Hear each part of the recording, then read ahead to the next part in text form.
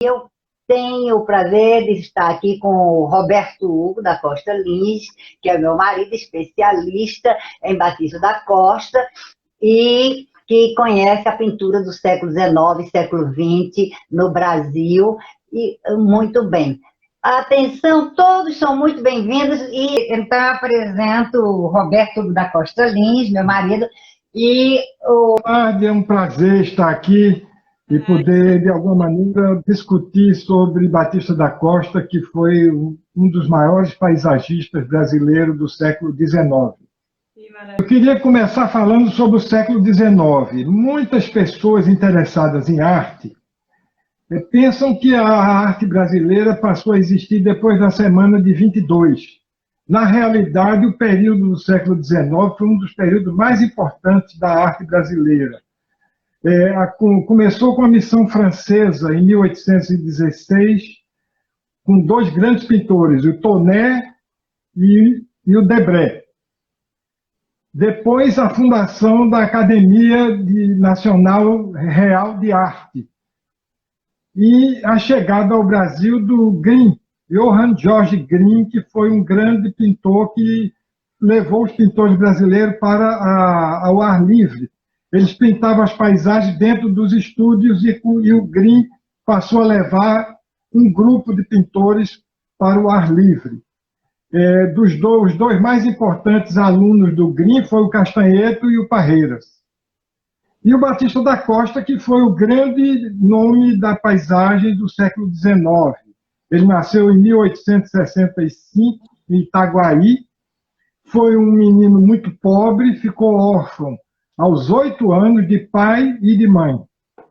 E suplantou toda esta pobreza e este sofrimento, conseguiu ir para o asilo de órfãos e desvalidos, que era sustentado pelo imperador Pedro II, que era um grande benemérito, um grande mecenas de arte e de educação no período que ele era imperador do Brasil.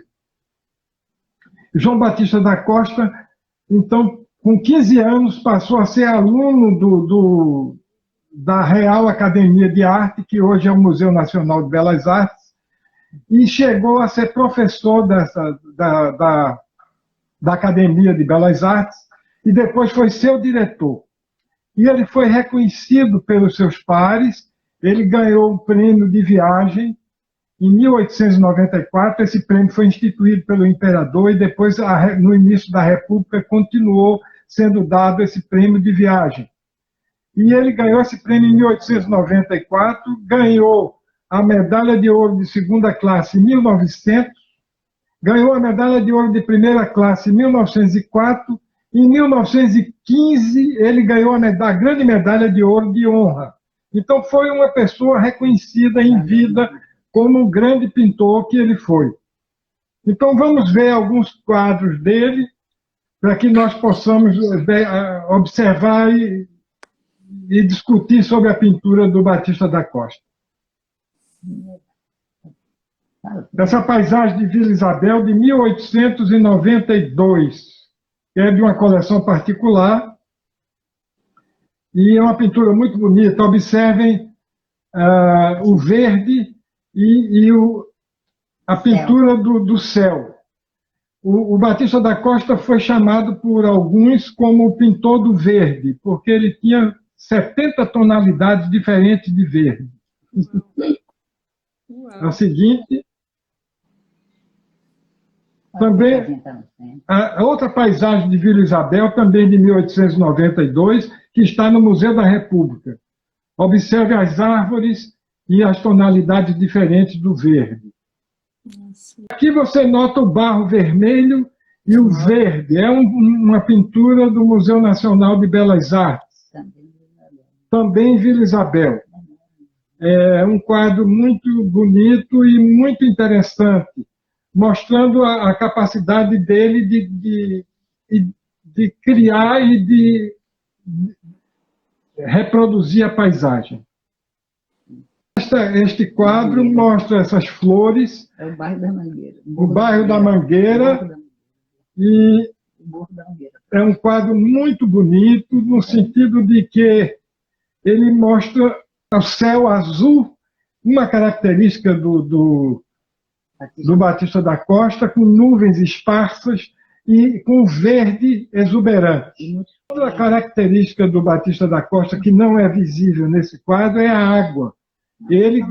Vou mostrar a vocês que ele pintava a água e dava a profundidade e a velocidade da água. Vamos ver o seguinte. Esse é um quadro muito importante. Esse quadro foi pintado em 1897. É o Lac des Minimes, em Paris. Neste quadro há uma grande influência do impressionismo. Talvez o quadro que tenha mais influência do impressionismo, porque apesar de ter ido em viagem de estudos à França, Batista da Costa não se deixou influenciar muito pelo impressionismo.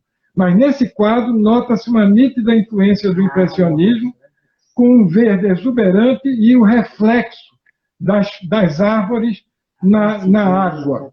Lac des Minimes, no Château de Vincennes, 1897. Este quadro é de uma coleção particular do Rio de Janeiro. Ele tem dimensões de 65 por 80 centímetros. Esse quadro foi feito durante a viagem de estudos do pintor Capri.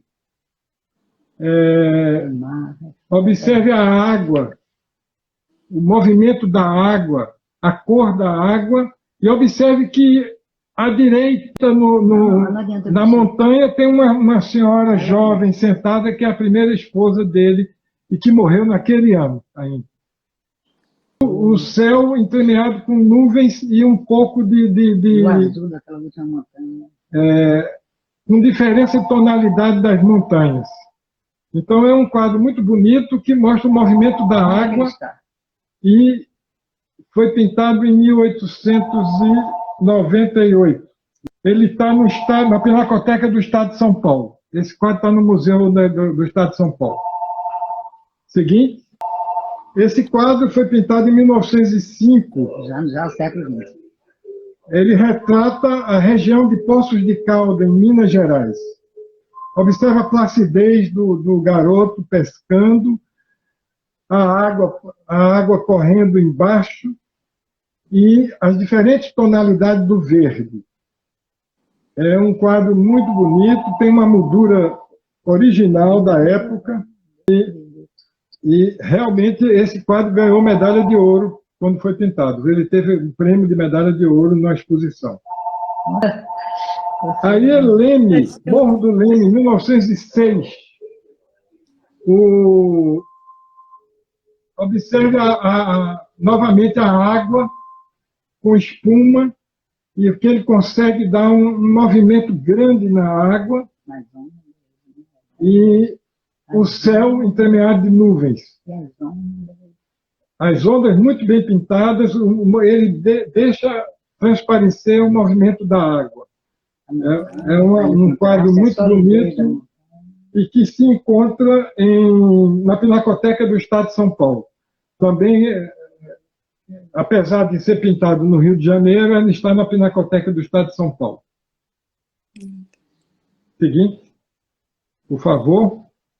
Outro quadro é Petrópolis. Esse pintor ele morava em Petrópolis e ele tem muitas pinturas da cidade de Petrópolis. Essa é uma das pinturas retratando a região de Petrópolis, mostrando a estrada com árvores de tonalidades diferentes. É um quadro de 1910 e que está na Pinacoteca do Estado de São Paulo. Aqui o rio Piabanha, em Petrópolis, observe o movimento da água e as inúmeras árvores com tonalidade de verde diferentes. O rio Piabanha é uma constante na obra do pintor. Ele retrata esse rio em várias obras e com grande maestria. Ele consegue dar um movimento e a profundidade da água. Ele deixa bem possível de ser avaliada esses dois parâmetros na água. Seguinte, por favor. É o Westphalen? quadro chama-se Westfália, que é um bairro. foi pintado em 1915. Esse quadro encontra-se no Museu Imperial de Petrópolis.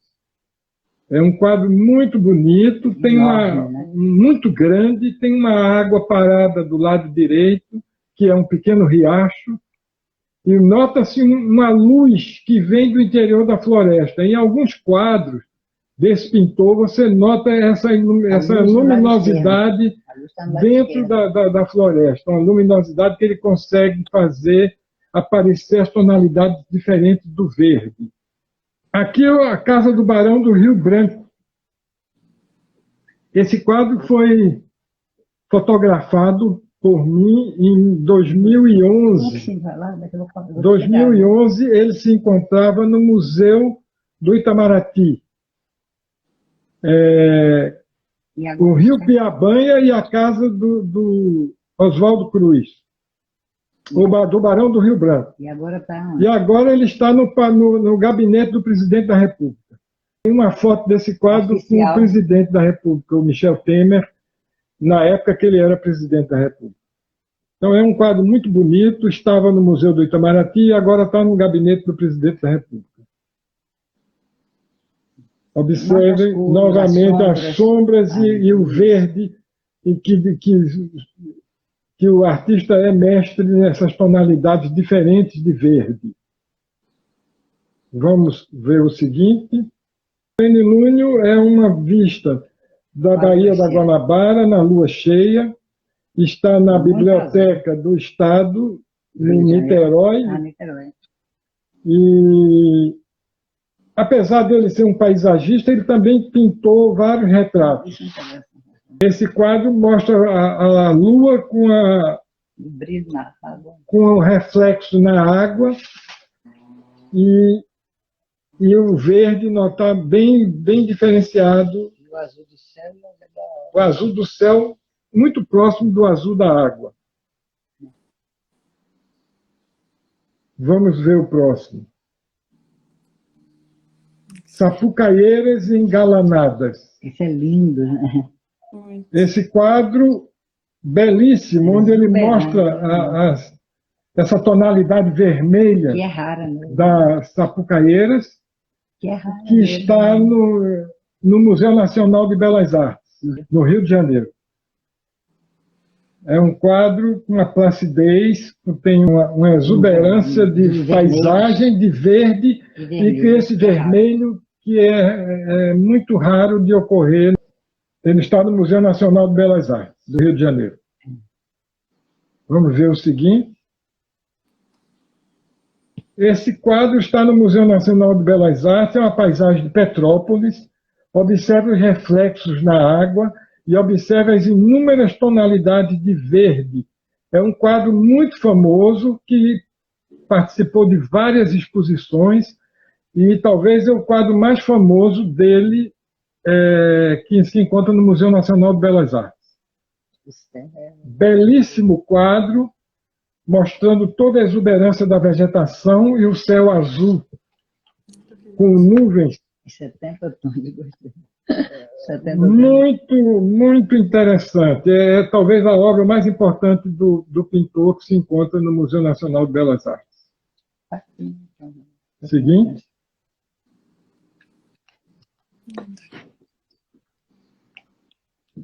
Bom, esse quadro é de 1924. É uma paisagem de São Paulo. Nota-se duas crianças e um riacho, e observe novamente o verde, em várias tonalidades, uma pintura com uma técnica perfeita e uma descrição da paisagem com uma qualidade excepcional. Ele era um pintor realmente muito respeitado como paisagista. Isso é lindo. Muito bonito esse quadro. Esse quadro está no Palácio Bandeirantes, do governo do Estado de São Paulo.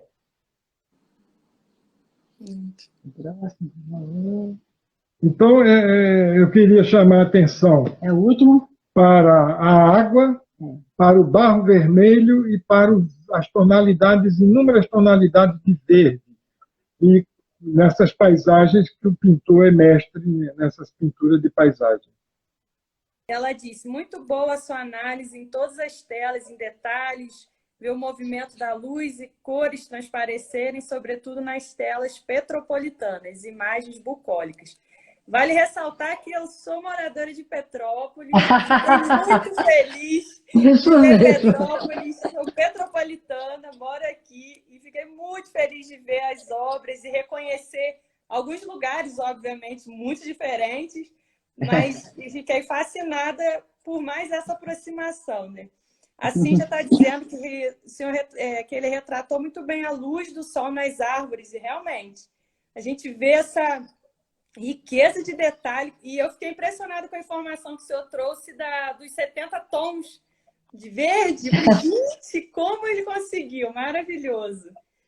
Aqui, a Elizabeth perguntou, peraí, qual é o pintor que mais influenciou Batista da Costa? Olha, é difícil dizer.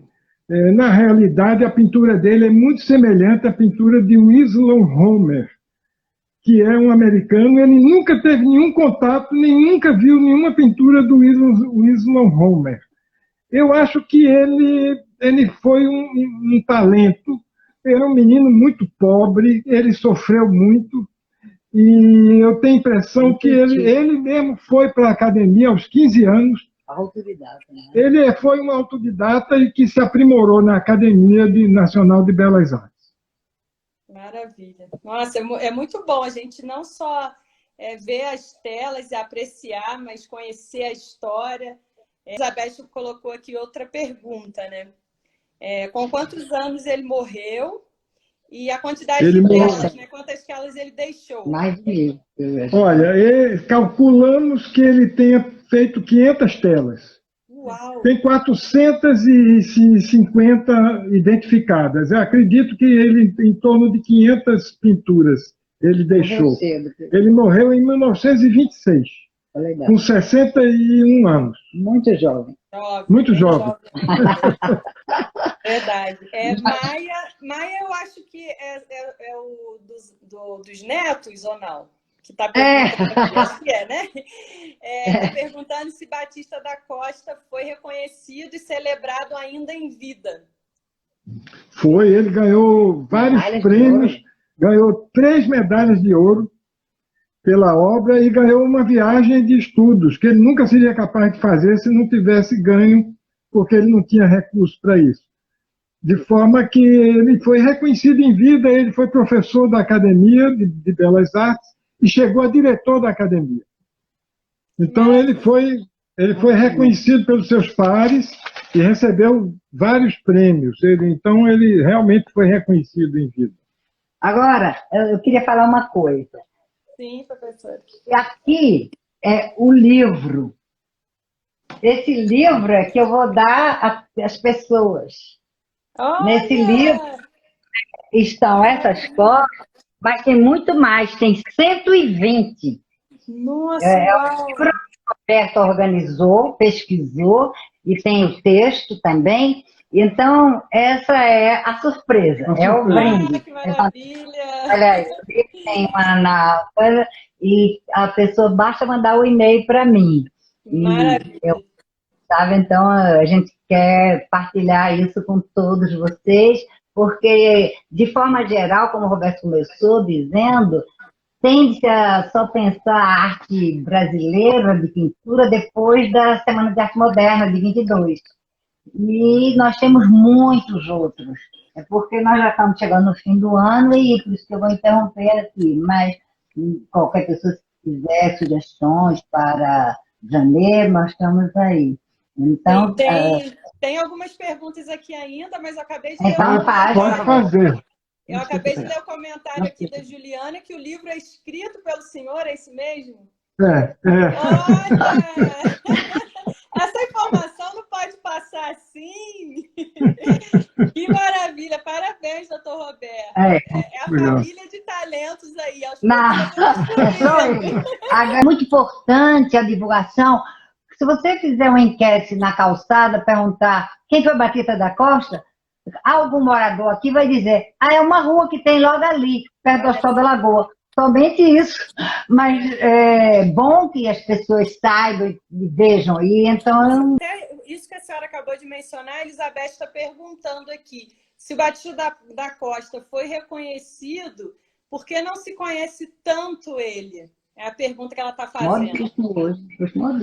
Mas isso é porque ele foi do século XIX e as pessoas conhecem mais esses pintores mais recentes, como Di Cavalcanti, Portinari. Mas, na realidade, o século XIX foi importantíssimo. Mais rico, muito mais rico. Muito rico. E as pinturas do Batista da Costa, a maioria delas estão em museus. Então, na realidade, as pessoas não vão muito a museus, então acho que não conhecem muito a pintura dele. Né? É uma realidade, verdade. Mas é um pintor que foi considerado o maior paisagista do Brasil, junto com Parreiras, os dois maiores, e de uma importância muito grande, e que foi um ícone do século XIX, né? Olha só, a gente precisa conhecer mais, e será maravilhoso ter um presente desse em mãos. A Marise está perguntando se ele era cunhado do Oswaldo Cruz, é isso mesmo? Isso mesmo. O segundo casamento dele foi com a irmã do Oswaldo Cruz. Várias informações. A primeira esposa dele morreu no parto do primeiro filho, em Paris. E a segunda esposa era a irmã do Oswaldo Cruz. Que maravilha saber essas informações. No livro tem uma tela, eu queria até comentar essa. No livro tem uma tela que ele já havia pintado e depois ele pintou por cima a mulher. E de corpo inteiro, com um vestido branco. Essa tela vocês vão ver no livro. Porque também a gente não podia tomar o tempo todo e botar as 150 do livro. Nós colocamos as de paisagem. Mas no livro vocês vão ver retratos. E ele fez esse retrato em homenagem a ela. Ela já tinha morrido, Roberto? Já tinha morrido, né? Maravilha.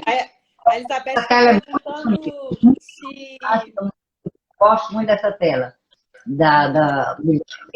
Mas a curiosidade pictórica é que a tela já existia, o quadro já estava pronto. Que incrível e aí, isso, né?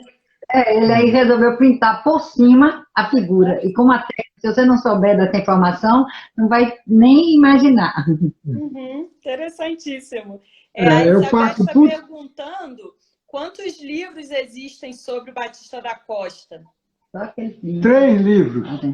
Tem um livro do Carlos Rubens, publicou em 1947. Está esgotado. O Najib Francisco publicou em 1984. E agora é esse aqui. Mas só que os 2 primeiros, as pinturas são em preto e branco. E esse aqui, as pinturas são coloridas e em alta qualidade de fotografia. Olha que maravilha. Em tela. Tem mais perguntas aqui hoje, tem muitas perguntas. Tá vendo seu prestígio, Roberto? Sim, é muito bom, né, as perguntas. Se o livro tem 120 pinturas catalogadas, quando vai sair a segunda edição? Está perguntando aí, Um trabalho de quantos anos, hein, Roberto? Olha, foi uma pesquisa de 3 anos com 10 especialistas. Uau! Contratar pintores especialistas em tela. Então, 2 fotógrafos que só fotografam pintura. Então, e você chegar no MASP, pegar uma autorização para tirar, porque você, para fotografar esses quadros antigos, 150 anos, você tem que tirar a moldura. Então, você acha que para você ter autorização para tirar a moldura de um quadro de 150 anos do MASP, você tinha que ter gente muito especializada no grupo, entendeu? Então, foi um trabalho muito grande e muito recompensador depois. Nossa, faço ideia, já estou doida aí para ter acesso. Tem outra pergunta aqui da Rita. Ela pergunta: professores, o que resta para uma sociedade sem educação, sem arte e sem cultura? Olha, na sociedade tem que ter tudo isso, porque sem isso ela fica muito pobre. verdade. E é exatamente o objetivo dessa série, quando nós colocamos a palavra estética, porque a estética é o sublime que transcende o meramente mecânico, aquilo que é uma vida habitual, rotineira. A arte é a palavra latina, lembram disso? Mas a palavra grega é estética, que é exatamente essa. Então, a estética é o que há de mais sublime, que transcende o meramente humano e nos coloca num plano que nos eleva. Então, é nesse sentido que há uma reverência diante de Deus e diante da arte. É uma situação, a vida desse pintor, ele ficou órfão de pai e mãe aos 8 anos. E ele trabalhava plantando na lavoura, muito pobre. E o tio começou a maltratá-lo, e ele fugiu e se apresentou nesse asilo de órfãos, que era sustentado pelo imperador, e aos 15 anos ele foi para a Academia Nacional de Belas Artes. Quer dizer, ele acreditava no talento dele e ele teve uma coragem tremenda, né? Muito impressionante a vida dele. Sim, uma lição para a gente, né, de vida, fora toda essa herança que ficou para a gente apreciar, né? Tem outros comentários aqui, perguntas também. A Marise está dizendo aqui que ele chegou a pintar em Manguinhos. Se ela comentou, se ela está perguntando. Tem umas telas aí que vocês vão ver, até daquele lugar onde os bandidos fugiram, que era uma pedra com vegetação. Lá no ele tem, em 1904, ele tem uma pintura do Morro do Alemão. A favela. Onde é hoje a favela. Na época não tinha nenhuma favela, entendeu? Ele tem essa pintura lá, inclusive aparecendo a Igreja da Penha, Nossa Senhora da Penha ao fundo. Bem longe. A pintura é muito bonita. Nossa, é uma riqueza mesmo, um tesouro, né? Ter algo assim. Tem outra pergunta aqui. Da Maia, né? Dos netos. Quais museus do Rio de Janeiro têm um acervo relevante do pintor? Museu Nacional de Belas Artes. O Museu Nacional de Belas Artes. É esse que tem o maior acervo. Mas tem Niterói e tem Petrópolis. Niterói tem na biblioteca de Niterói, tem um quadro dele. E o Imperial de Petrópolis. E o Museu Imperial de Petrópolis tem um quadro também, que é aquele Westfália, lá no Museu Imperial de Petrópolis. Pelo livro vocês vão ver que muitos estão em coleções particulares. E agora tem 7 obras na Pinacoteca do Estado de São Paulo e tem 10 obras no MASP. E tem 10 obras aqui no Museu Nacional de Belas Artes também. Dá tem para fazer uma boa aqui perto para a gente poder conhecer. Né? Quando a gente puder andar por aí, a gente dá para Quando acabar a pandemia, vamos fazer os tours. Sim, vai ser maravilhoso. Tem mais, doutor Roberto, sem palavras para agradecer ao senhor por doar muito tempo obrigado. fazendo isso hoje. Nossa, eu estou muito lisonjeada. E, professora... Olha, eu quero convidar todo mundo, porque é um pintor que certamente vocês vão ficar encantados. Ele morreu ano passado, em julho, e tem uma história que eu faço questão de contar, porque eu fiz pesquisa em vários livros e em vários sites, inclusive ele tem filmes e vídeos, e ninguém sabe essa história que eu vou contar. Porque essa história faz parte da minha vida. Então, eu fiz questão de introduzi-lo. É um pintor lá de Recife, e vocês vão amar essa história também. Obrigada, viu? Muito obrigada mesmo pelo espaço aí. Nada, eu agradeço demais. Foi uma honra e todos estamos